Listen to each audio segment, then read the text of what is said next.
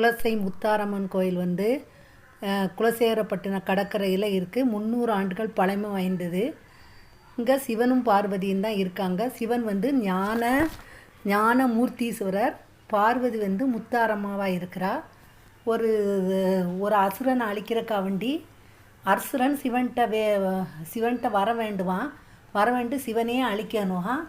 பார்வதி தேவி முத்தாரம்மனாக உருவெடுத்து அசுரனை அழிப்பா. அது வந்து நவராத்திரியிலேருந்து 10 நாள் திருவிழா நடக்கும். 10ஆவது நாள் சூரசம்பாரம் நடந்து அந்த திருவிழா இதாக இருக்கும். அங்கே பார்வதி தேவியோட நிறைய வடிவங்கள் இருக்குது.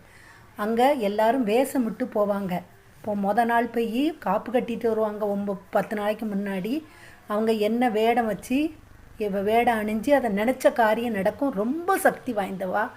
எல்லாரும் குலசை முத்தாரம்மன் கோயிலுக்கு போய் தசராவை கண்டு களி